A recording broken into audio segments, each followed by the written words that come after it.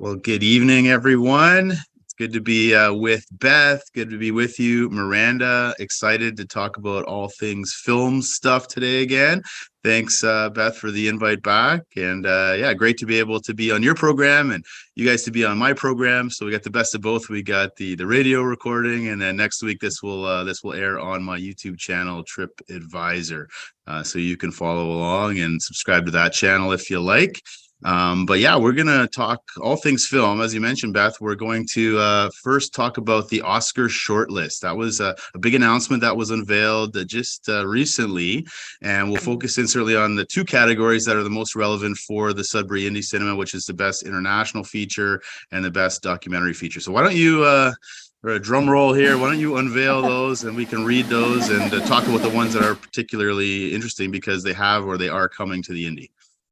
Yeah, so there's 15 films that have been shortlisted in these categories. So in terms of the best international feature from Argentina 1985, representing Austria, Corsage. Close will be representing Belgium. Return to Seoul, Cambodia. Holy Spider, Denmark. Saint-Omer, France. All Quiet on the Western Front, Germany. The Last Film Show, India. The Quiet Girl from Ireland. Bardo, False Chronicles of a Handful of Truths from Mexico. The Blue Kaftan from Morocco. Joyland from Pakistan. EO from Poland. Decision to Leave, South Korea. And The Cairo Conspiracy, Sweden. Yes. So of those 15 films, very few of them have come to Sudbury, but 3 of them are playing right now, and they're all playing at the Indie. So what's exciting is that between Christmas and New Year's, you'll be able to see EO, one of the contenders, a Polish film, yes, which we'll also be discussing, I think, a little later in the show. Decision to Leave is playing multiple times in the week between Christmas and New Year's at the Indie. Another film I believe we're going to be discussing later in the show, as well as, Holy Spider, represented by Denmark, but a story out of Iran. And then in January and February, we have already booked Corsage, Close, nice, which has played in Sudbury before. It was part of Cinefest in the fall, and so we're bringing it back for a theatrical. And one other film that we will be bringing back, I'm just scanning the list for it. Where is it? Oh, of course, Saint-Omer from France. Yes, that is also opening in January at the Indie, so that's exciting. That's fantastic. I'm really glad Close is coming. I miss Close at Cinefest, and I've been hearing a lot of good things about it. So I will definitely be there for that. And as you mentioned, we'll be talking more about a couple of those shortly. Exactly. Yeah. What about the best documentaries? Yeah, documentaries. Okay, so feature documentaries, again, it's narrowed down to 15 films. Maybe I'll present it in a less boring way, just to say, so what's already played in Sudbury that we have on this list? 3 of them have already played.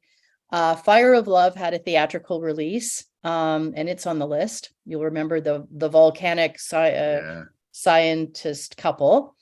Hallelujah, Leonard Cohen, A Journey, a Song. We're going to be discussing that later in the show because that was a huge hit at Sudbury Indie Cinema. And there's a third one that's played, Moonage Daydream. So it actually played all the theaters. We were last choice. We wanted to get it immediately, but it played Silver City, then it went to Imagine, and eventually we got it. So it's definitely done the rounds. Now there's a 4th, I believe. All the Beauty and the Bloodshed. Of course, there is a 4th. Oh, how could I forget? We discussed it on your show not too long ago, actually. Yeah. All the Beauty and the Bloodshed is currently playing at the Indie, and it's playing around North America right now at all the fine art house cinemas. So it's a major contender. Everyone is. We did do a feature on it. It's It's one of two films in the history of Venice Film Festival that won the top film award that are actually documentaries. That was where it opened. That was its world premiere. So it's currently playing as well. Now, I want to point out that from the list, nothing else is played in Sudbury. But we have a documentary film festival coming up the end of February. And I can tell you right now that the following films that are on the short list: All That Breathes, Bad Axe, Children of the Mist, Hidden Letters, and The Territory. They're all booked. Wow, that's fantastic. Yeah. So we can't So blow the what are the budget. dates on that festival? Do you have the dates? Yeah, In it's front of you? running February 23rd to 26th. So from a Thursday to a Sunday, nonstop documentary films. And we've been running this not always by that name. It started as a showcase of hot docs, but the first edition of this documentary film festival run by us was actually back in 2013. Wow. Yeah. Well, I'm saying that because we're coming up to 2023. So 23, that's like 10th 10 years later. anniversary. Right. Yeah. So that's kind of exciting. But Yeah. so that's Cool. coming. So those are the short lists, and so of those 15, obviously 5 will be chosen as official nominations for the Oscars, and maybe we'll revisit those when that happens, and maybe we can have that conversation then.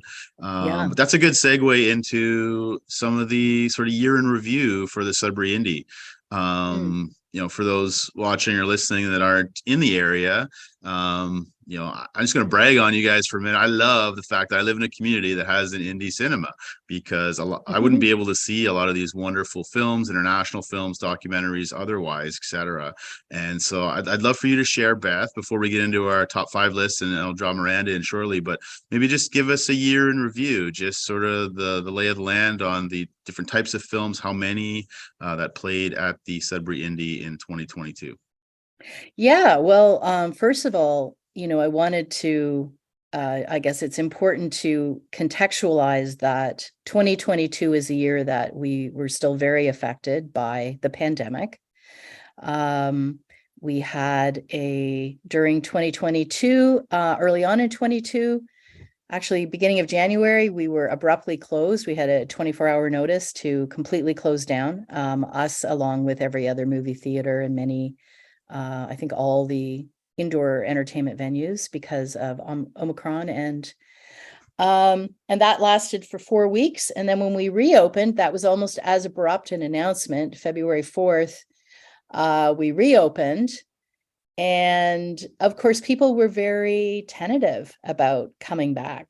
And our partners who normally would be booking events were also very tentative about booking events, because by that point, we'd been open and close and open and close, and 50%, 100%, 25% capacity limits. And you also have to remember, this was a time when we were checking people for vaccine status.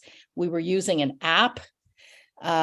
We were, venues were typically expecting people to show up with masks as opposed to providing them. So there were all sorts of tricky, sort of a tricky situation that venues like us were put in to sort of, be the enforcers of various regulations. Anyway, so things started very slow. But from February 4th, right up into the present day, we have not been closed. We've been open every single day. That was another change that we made, from being open 5 days a week to 7 days a week. And during that time frame, we have in 2020, we have brought 157 unique features. And now several of those titles were single screenings, because we run numerous events.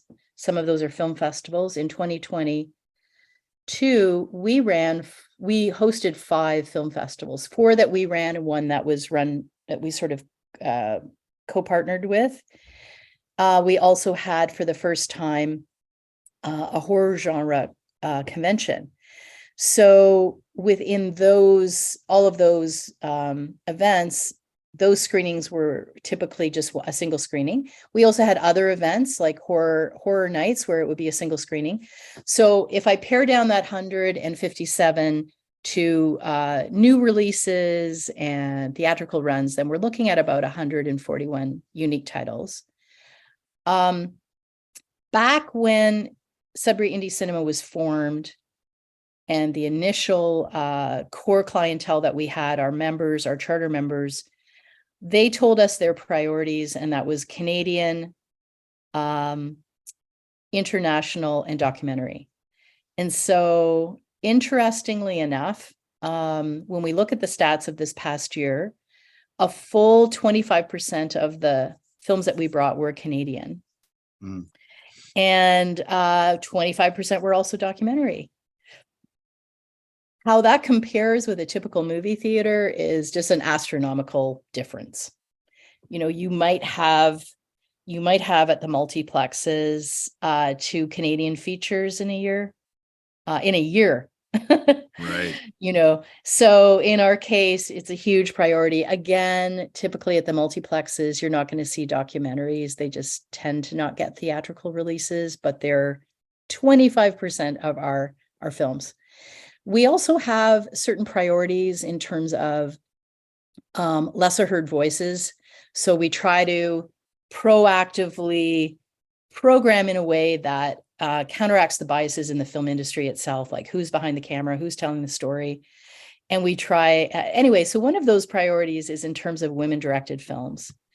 And I'm really, really proud to say that in this past year, and this was not even intentional, but over 50% of the films that we brought were directed by women. And there's still a huge disparity in the industry. I mean, the 2022 stats from Women in Hollywood would say that of films that get major award nominations, about 9% of them are women. So yeah, so that's been effective. 20% of the films that we brought in 2020 were French language films, whether they were from other parts of the world or from Quebec. And we're really happy with that figure. We could increase it, given that Sudbury has about a 30% Francophone population, but we're happy that we've hit 20%. And let's see what else. Oh, another thing I wanted to highlight, because I know we've got a lot to do in the show, is that I was really pleased to see that of the films that we brought, nearly 80% of them were Northern Ontario premieres. Some of them were Ontario premieres, some of them were Canadian premieres, but that's really significant to us because in the inception of Sudbury Indie Cinema, the whole concept of having an independent cinema in Sudbury was the concern that if we didn't have an independent cinema, that a lot of the best films in the world were just going to bypass Sudbury for theatrical releases. Maybe we'd see them at Cinefest, but then they'd never come back. And so anyway, 79% is a really huge number of films that we're bringing that otherwise wouldn't have come to Sudbury, much larger than I thought. And so we're really pleased about that.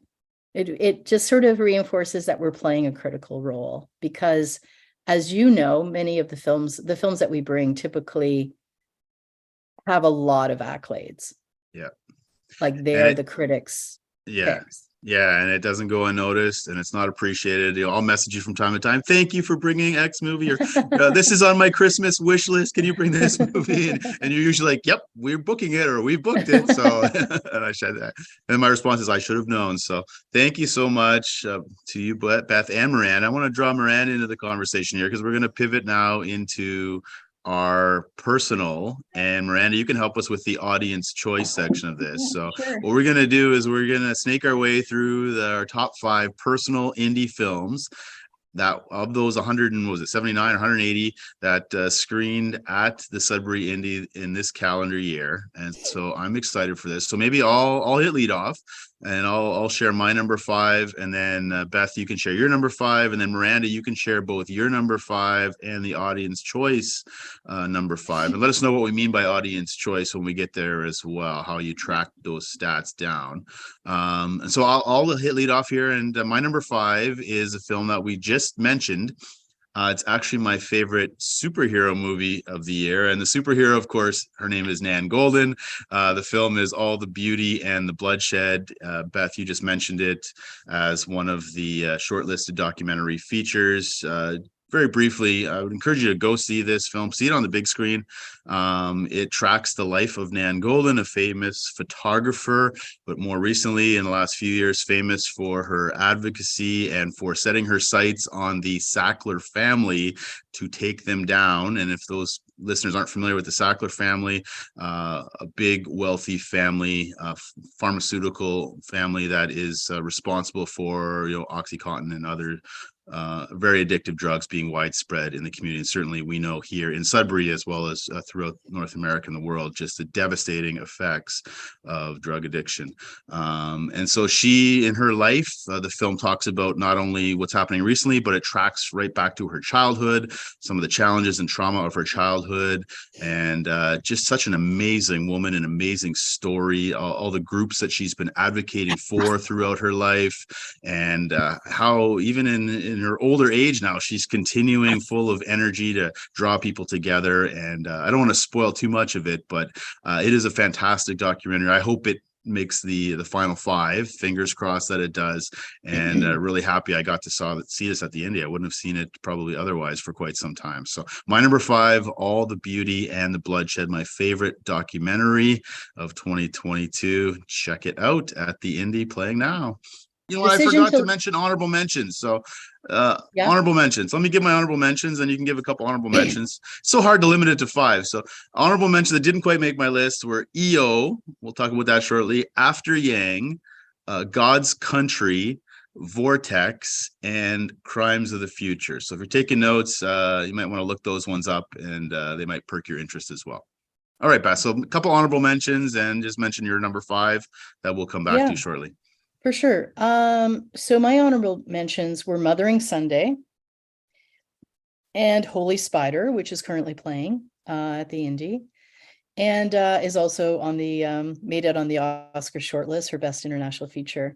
And my number 5 is Decision to Leave, which I think we're going to come back to. And it also is made the Oscar shortlist for Best International Feature.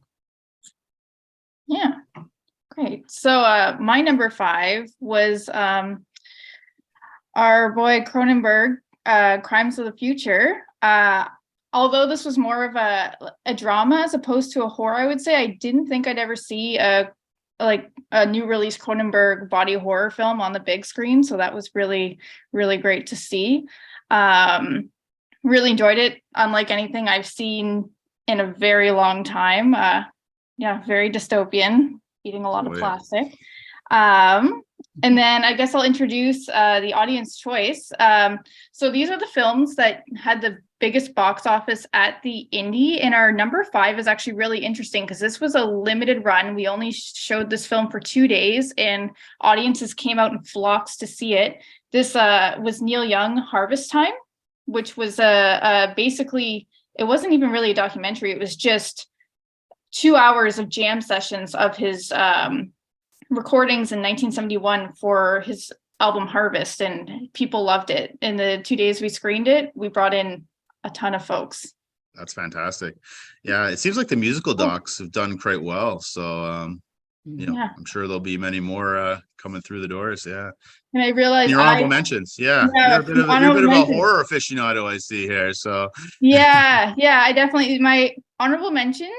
So the one theatrical run, The Innocents, a Norwegian film, some of the best child acting I think I've ever seen. It was fantastic. And then these two, Terrifier 2 and Two Witches, were just single screenings for horror events.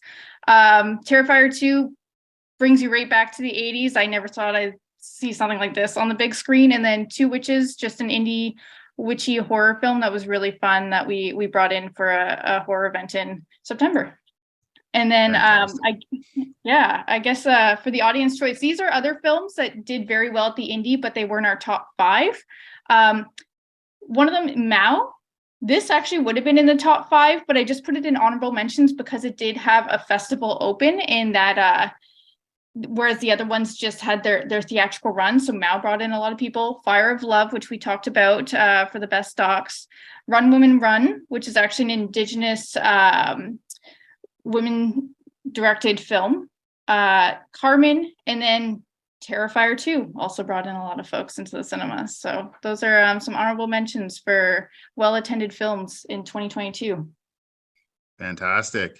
Can I just jump into that to point out what may not be obvious just hearing the titles is that the majority of those audience choice that Miranda's mentioned are Canadian. Right. It's interesting how our people flock to see Canadian films. Yeah. Well, as we should, right? And there's a lot of great Canadian films. Like over the years, you've seen it. I don't know if our listeners have seen it, but there's a lot more great Canadian film content. So I'm glad. So please continue to bring the best Canadian films to the indie. I'm looking forward to what's coming next. Okay, let's circle back to number 4. And, Beth, we can open up for a bit of a conversation here because your number 5 is my number 4, and that is Park Chan-wook's Decision to Leave. We were on your show a few weeks ago talking about this film, and I made the statement, and I stand by this statement. I think this is the best directed film since Parasite that I've seen. Just Park Chan-wook's just a master with the camera. Some of these shots, like, it's one of those movies where you're watching, you're like, I've never seen anybody do this shot before, right? How did he do that? How did he pull that off? But it's not all smoke and mirrors and camera work. There's some wonderful performances in this film. Yes. It's a film noir. It's a sort of a crime detective film, but it's not so much a who done it, it's a why done it. And early on, you kind of figure out, okay, who did it, but it's been called the most romantic film of the year, which seems strange for the genre, but I think it's true. It is. So why did you like this film? Why did it make your list, Beth? What did you like about it? I would say I just want to mention it did win Best Director at Cannes this year. And as you said, it's been called this century's first great erotic thriller. I found it really beautiful because it was stunningly shot, beautifully acted, very complex plot that kept you focused. And in that sense, it was very escapist. I say this is the epic film over Christmas that if you want to just escape, your own life, what's going on in the world, this is the film that's going to just lead you into this very strange, wonderful thriller. And I think that's what I really appreciated. Like, it was just a really sweeping drama, and everything was done so beautifully. And so from that standpoint, it was that I think that's why. Yeah. It came on my list.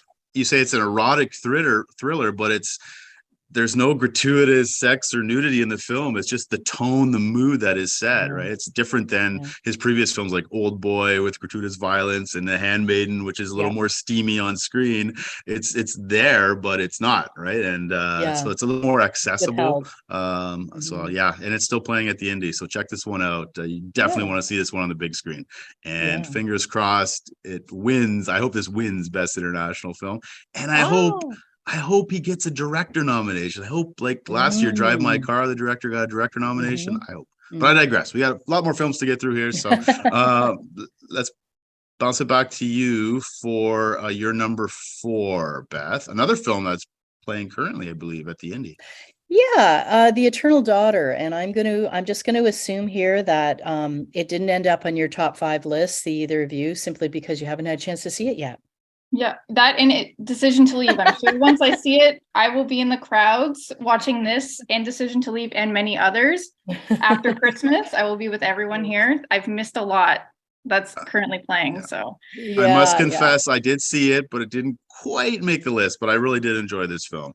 I have another film coming up that is very similar to this sort of. yeah. Well, I want to just, I was thinking about why it struck me and why it came in my top 5. Because it's kind of a small story. But I think that for me, I'm going to say that with Joanna Hogg, the director, I really love her work. I kind of, there's something around it that clicks with me. We're around the same age. She, me, Tilda Swinton, the lead actress in this piece, and Actresses. in a lot of her work, she plays 2 roles, the 2 main characters, mother and daughter. We're all around the same age. And certainly for me, because much of the story is about a woman, an adult woman who is carrying her relationship with her elderly mother. And that is so much of my life right now, that I think there was a real, it really resounded, some of the sentiments, the complex emotions, which I won't go into too much, but it's beautifully done. It's a real mood piece, and it's psychological. I don't want to give anything away. It's hard. I'm desperate to talk about the film with people, but it's very hard to talk about the film without spoilers. So I just encourage people to see. Yeah, there's a fun incredible moment in the final third. Yeah. And we should mention too, this is kind of the third film in the sort of same world from Joanna Hogg. The Souvenir and the Souvenir 2, Tilda Swinton sort of assumes one of the 2 roles in this film. So if you haven't seen those films, recommend. You don't need to have seen those 2 films necessarily, but I think it will enhance your appreciation of this film. So great choice. Awesome. Another one you can catch right now at the Indie. Miranda, you're number 4. Let me just pull up my list here and see. You're number 4. We're coming back around to your number 4. So why don't we keep it a secret until we get back a little bit later? Okay, because the audience choice is also okay. So let's keep that under wraps. And when we come back to this film, you can mention where it was on your list and the audience choice list, and we'll have a bit of a conversation about it. And I'll tell you why it didn't make my list. Okay. And that brings me to my number 3, which we will mention again a little bit later as well. So my number 3 and the audience choice number 3 is the same, but you guys love this film even more than the audience and I did. And so let's we'll circle back to that one. We'll just a little bit of suspense here for the next few minutes. But Beth, like, your number 3 is Miranda's number 4 and the audience choice number 4. So this is a good time. Why don't we open up a conversation about this film, which is fantastic. Okay. The Worst Person in the World. That's my number 3. And I guess, I loved it again, to the extent that, we love films that, personally resound with us. And it is, objectively speaking, it's very well crafted, beautifully acted. I believe that the main actress, Renee, I don't know how to say her last name. I believe she won Best Actress at Cannes. Renata Reinsva, I think is her name. Yes. Really interesting character that we haven't necessarily seen before. But I think that with this film, for anyone who has been in a position in their life where they're in an established relationship and they leave that established relationship for someone else who is very different, and kind of basically a fleeing sort of behavior. I think this is demonstrated very well, and then what some of the consequences of that are, and the regret, the possibility for forgiveness, redemption. It's all there, and I think it's just so beautifully portrayed. I love the film. So I put it as my number 4, but I'll say my number 3 and 4 are kind of interchangeable. I went into Worst Person in the World. I had seen the trailer and I just heard that people really liked it. So when I went to see it, I didn't actually know what I was getting myself into, and I didn't expect to be impacted as much as I was. I feel like this film was targeted for my demographic, my age, someone in their late 20s, early 30s. Yep.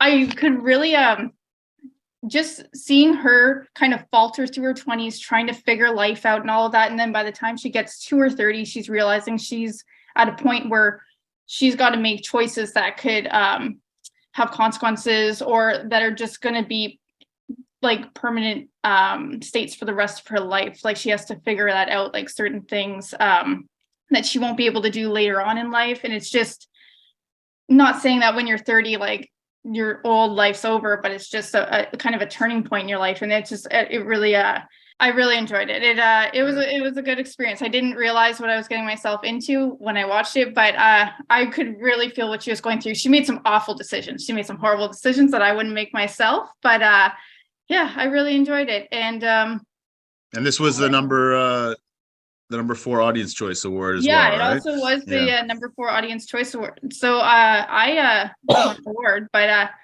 I didn't expect this one to be so high up on the list, honestly. But it's also, it had played so long ago. That was back in March that I couldn't really remember its box office. So when I went back and looked, this is probably why I went and saw it, because so many people were heading in to check it out.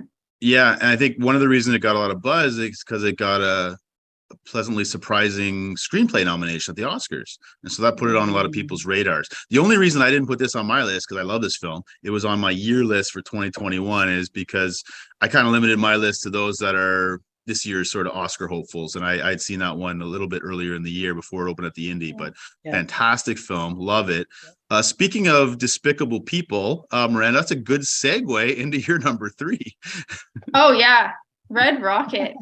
I didn't think I'd like this film as much as I did. I haven't actually watched any other Sean Baker films. He has a few that are on my list to watch, but this was they just dropped us right in to that Texas Gulf Coast lifestyle. It's just like just a slice of life film where we were just watching this guy ruin everyone's lives around him, and he's so horrible, but he's also so charming at the same time, and you can see he's in survival mode and trying to get by, just doing what he knows how to do, but doing really awful things at the same time. But I really enjoyed it. Simon Rex did a great job, and I hadn't actually seen him in anything in a very long time, so it was very surprising to see his face in there, and he did such a good job. I was really blown away by it. And I'm big into Reddit. I'm on Reddit all the time, and actually when I saw this movie, I wanted to see what other people's opinions of it were, and there was actually someone who told his experience, how him and his partner were actually partially traumatized when seeing it, because they had lived in that area where it was supposed to be filmed, and they said that they didn't know what they were getting themselves into, and they had left that life, they had left those people behind. But when they went to the theater and saw it, they said they knew in person everyone, like they knew those people, they knew that life, they had lived that life basically. And he did such a good job at just like plopping you in to that community that they felt like they had been brought back home to a life that they were trying to leave. So I thought that was really interesting too, just from someone else's perspective. Yeah. Just, he's left the small town life. He's gone off to Hollywood. He's just, in his mind, he's this big porn star. And then he comes back to his hometown, and it's one of the best portrayals of a narcissist I've seen on screen in a long time. Everybody around him knows how dysfunctional he is, but in his mind, he's just all that in a bag of chips. He just uses everyone, and he might not even directly do something to someone, but he causes so much, like people go through so much turmoil. Yeah, it's really interesting. Yeah. Sean Baker's films are fantastic. They're hard to watch sometimes, but they're worth watching. Okay, back to me. We're into my number 2, and this is one that I saw early in the year. I've revisited it a couple times. It's now widely available on Amazon Prime, And those of you who know me, and we've had some discussions, Beth, about Holy Spider and other films. I love Iranian cinema for many reasons, because, you know, the social political climate in Iran. I think these films have so much more power and impact. There is another Iranian film playing at the Indie right now called No Bears. That's not the film I've chosen, but it connects to this film because the director of No Bears, Jafar Pahani, has been arrested. He's in prison, and his son, Pana Pahani, this is his directorial debut. It's a little film, a little heartwarming film called Hit the Road. And I saw this film, I think it played in April. I'm really glad you brought this film in. I was alerted to it a few months before, but didn't have a chance to see it. It is just it's a family road trip film. There's a little guy right here on the screen there. So you mentioned child acting, Miranda. This is some of the best child acting I've seen this year as well. Family of four, like many Iranian films, a lot of it takes place in a vehicle. Father, mother, son appears to be late teens, early 20s, and then this little guy. And you don't really know exactly where they're going or why, but it becomes clear that they're getting their son out of the country. He is the traveler. And the assumption is that maybe he's being called into military service, like all Iranian boys of his age are, and he doesn't want to do that because sometimes they're forced to do some hideous, immoral things and perform executions even. We don't know exactly why, but as the film goes, there's lighthearted moments, there's hilarious moments. This kid is, I wouldn't want him as my kid. He's obnoxious, but it's hilarious to see this kid on screen. And really, it's a meditation on how the different ways we handle grief. So you see the father, the mother, the brother, the son who's going to be leaving, and just the conversations they have on this journey to the Iranian border.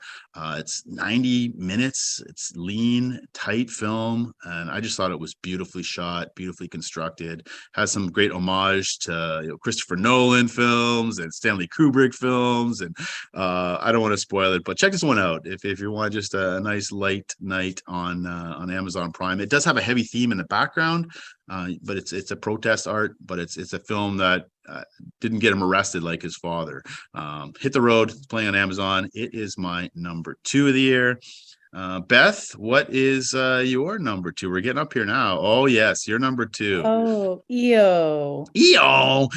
EO. Yeah, so EO. This is a story from Poland. It's about a donkey named EO. It really, really touched me. Yeah, it's I would encourage people to see it. It's a beautiful film and a very, I would say, something that really, well, for me anyway, I can't speak for other people, but it really touched my heart.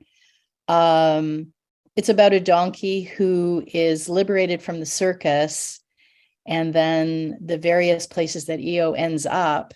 It's a hero's journey, and it's also it kind of shows you in a very realistic way, I would say, the range of human reactions to animals and the dilemma of humans' relationship to animals, and particularly humans who are like people who are low on the social status and the kinds of jobs they end up having. And it's just it's very powerful. The cinematography is amazing. Mm-hmm.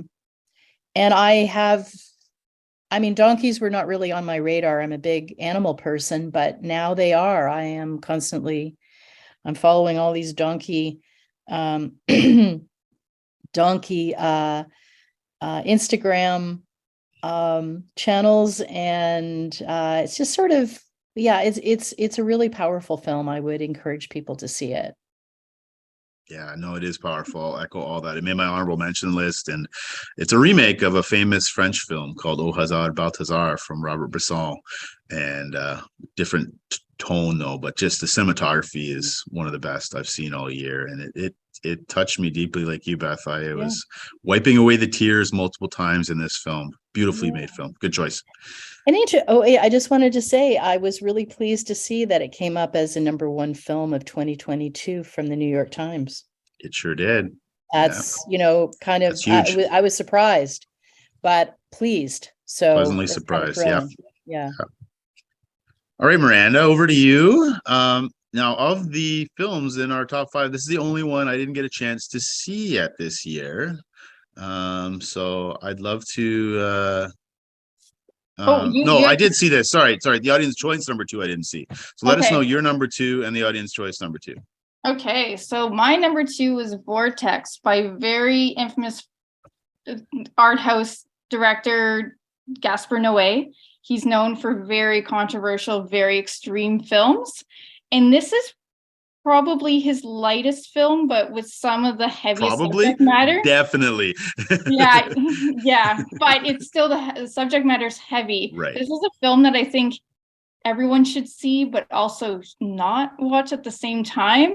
It's very different. It's split screen. You're following, and it's starring Francois Lebrun and Dario Argento, who Dario Argento is a very famous horror director, an Italian horror director, known for Suspiria mainly, and his other and giallo films. He's kind of the father of the genre. But you're following them. It's completely improvised film, split screen. One screen you're following Dario Argento, the other one you're following Francois, who's his wife, and you're watching them go throughout their day doing different things. So you're watching that, and then if you aren't French, because it's a French film, you're also reading subtitles at the same time. So it's a lot going on. But it's really interesting filmmaking, but it's pretty dark, and there's a lot of heavy subject matter. I think every screening people walked out of it, actually, because it is really hard to watch at points. But I don't know. I think it was so well done. You can tell that Dario Argento isn't the strongest in his French because it was improvised, and that was some of the criticism towards it. But I think me as a non-French speaker, it didn't bother me as much as it did other people. It's just, I don't know, a great movie about growing old and just coming to the end of your life, and it's a pretty nihilistic film as well, but I quite enjoyed it.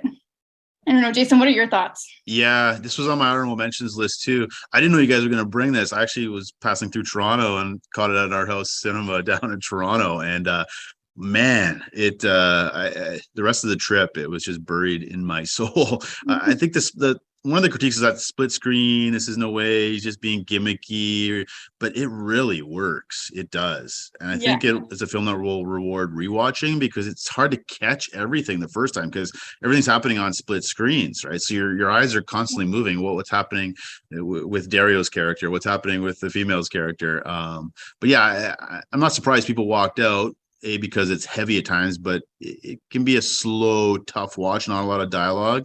But I thought it was just a very powerful, this is a gentler note. I think Gaspar Noé too, he had a life experience where he had a brain injury, that near-death experience himself, that actually motivated him to make this film. I was just reading this week, actually, his next film he wants to make with very little dialogue, with kids, with all kid actors. So I love kids. So this is a kinder, gentler kind of Gaspar Noé. I love seeing filmmakers late in their career where they sort of just change, right? Like more meditative, more contemplative, and so I'm curious to see what comes next. Certainly this film, if it's full of kids, interesting to see.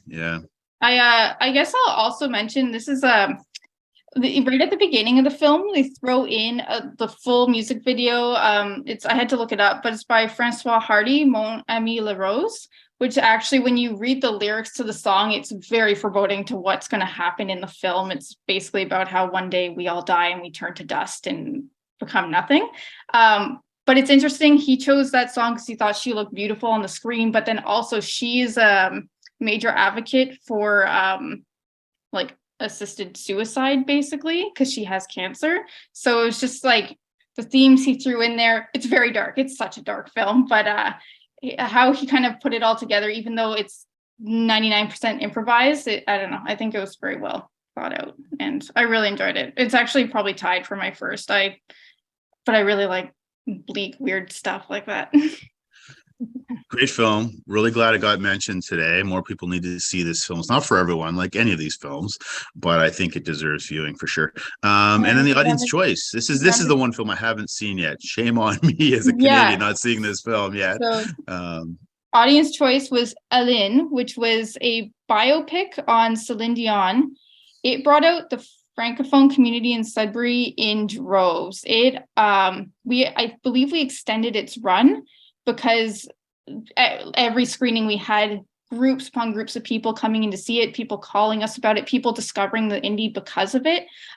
Because of this, we've actually retained some new patrons to the cinema because they didn't know we existed before this film played here. It was a hit. I think we played it for 2 months straight, basically, because it did so well here. It was great. I didn't catch this one either, actually. People loved it. And I think it was just a really feel-good watch for the most part. People came out really happy that they had seen it. And I don't think Celine Dion's denounced this film, but she's definitely not really said anything about it. But her fans seem to love it. So I'm glad we brought it in. And it's another one of those musically driven films that did really well here, surprisingly. Mhm. Yeah, where was I for those 2 months? I don't know. I gotta watch this one. My wife too, being a musically trained francophone. I mean, this should have been our ideal date night movie. Yeah. So I will get to it. I will get to it for sure. But it's great to hear stories that this brought more people in to see this film and not only see it, but the ripple effects of people discovering the indie and hopefully coming back to see many more films. That's fantastic. Mhm. All right, let me talk about my number one before we talk about the audience choice number one and then your shared number one, which is kind of cool. But give me my moment here. I've been singing praises of this film since I saw it at Cinefest, and then I've seen it again at the Indie. It's called After Sun. It's a critical darling of the year. This is popping up on top 10 lists everywhere. And every time I see it, I just stand up and shout and say, yay. This is a directorial debut from Charlotte Wells, female director, like many of these films. And it's pretty simple film. It like Vortex. It's just basically two people on screen for the majority of the film, not split screen, but there they are, father and daughter. And much like you, Beth, where eternal daughter hit you because of your life situation. Well, I'm a dad and I have a daughter a little bit older than the daughter in this film. And it's a memory piece. It's the daughter, now in her 30s, recalling and thinking back about a vacation at this little resort in Turkey with her dad, played by Paul Mescal.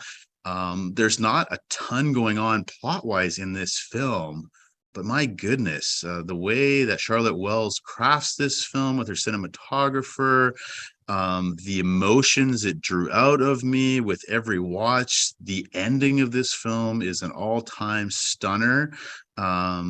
But it really explores, the empathy we have for our parents. When we grow up, we don't realize maybe who they are fully, what they're going through. And it's only in retrospect and hindsight, as we look back, we can fully understand the good, the bad, and the ugly of our childhood and our upbringing. And so I was processing a lot from my perspective as a father to a daughter watching this film. So it hit me personally, but visually, this is stunning. The use of water, the use of reflections in different shots in this film. I'm going to do a whole video talking about why I think this is a masterpiece. So I'll stop gushing for today. But if you get a chance, check out After. Is this still playing at the Indie? Oh, yes, Okay, definitely. And we're good. holding it into January. Yeah, end of January. Yeah. And I wanted to add too with this film, how it's so refreshing because it's very subtle. Yes.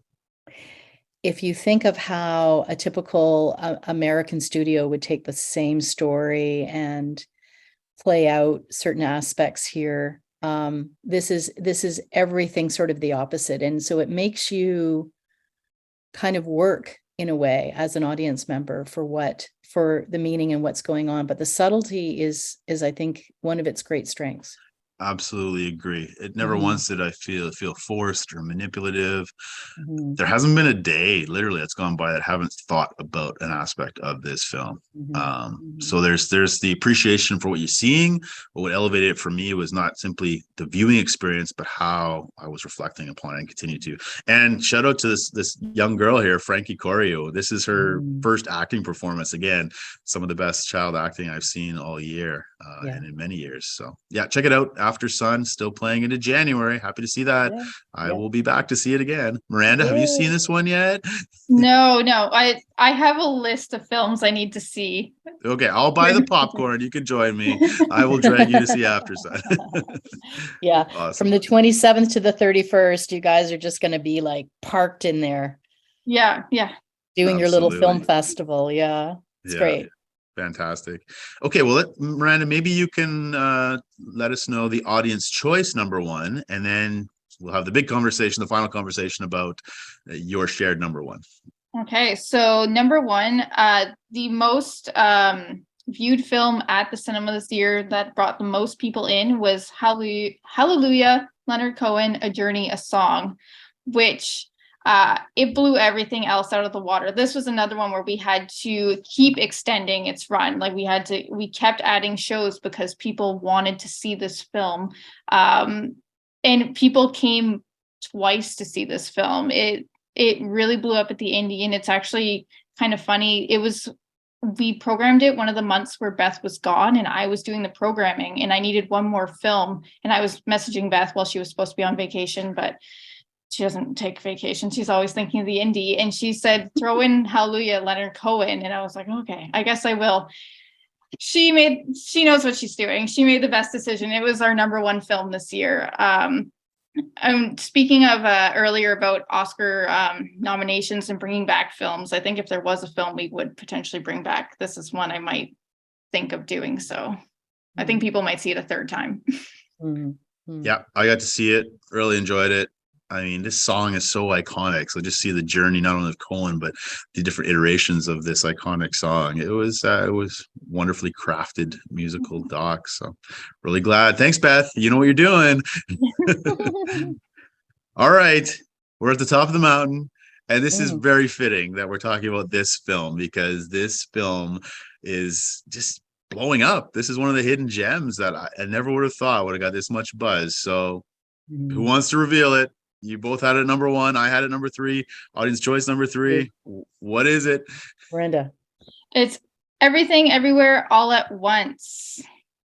Longest title of all these films that we've mentioned today, but it is a fantastic film that played with us. It played at the other cinemas too, but for a very short run. This was a total sleeper hit.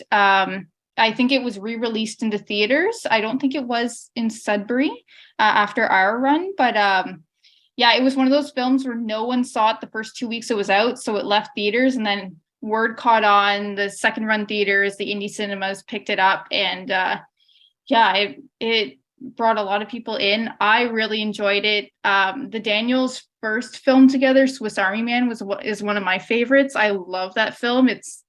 It's so unique. So when I heard that they were doing this one, I had to go see it, and it's just such a fun ride while being so heartfelt at the same time.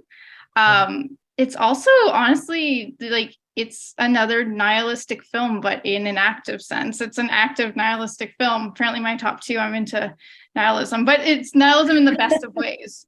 Nothing matters but make the best of what you can type thing. So I love that. Yeah, nihilism is kind of the antagonist in the film, right?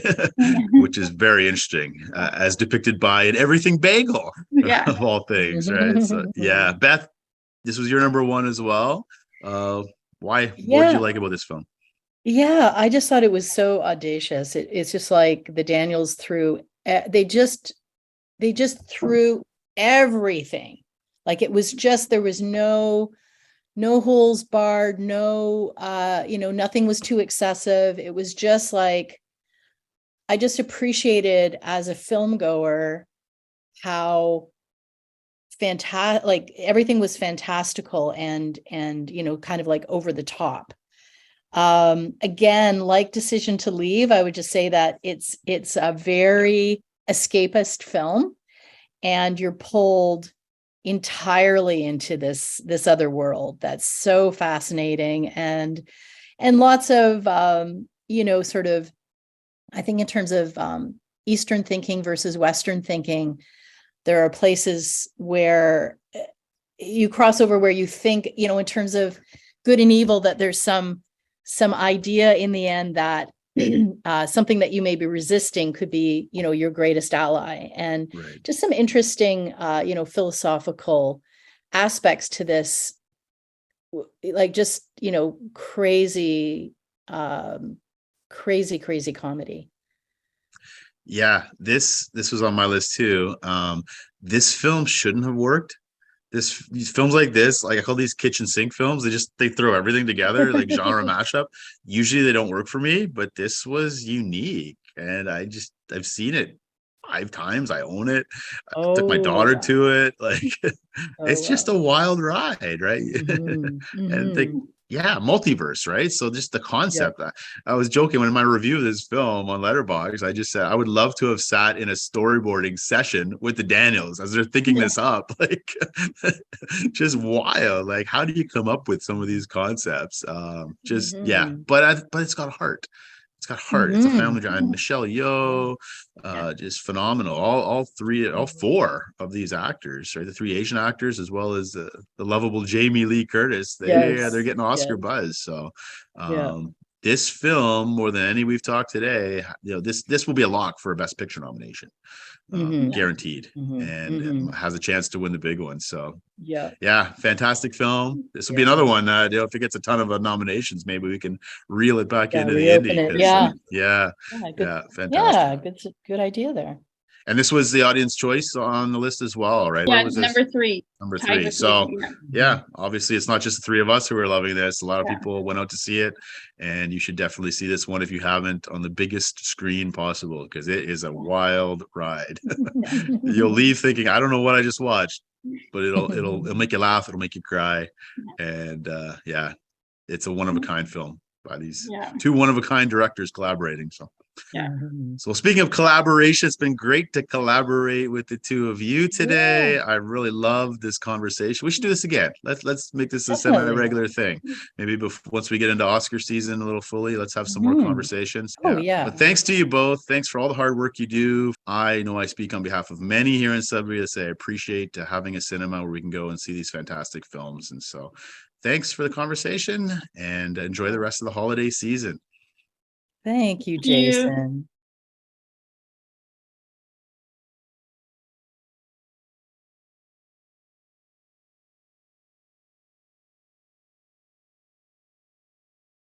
Thank you.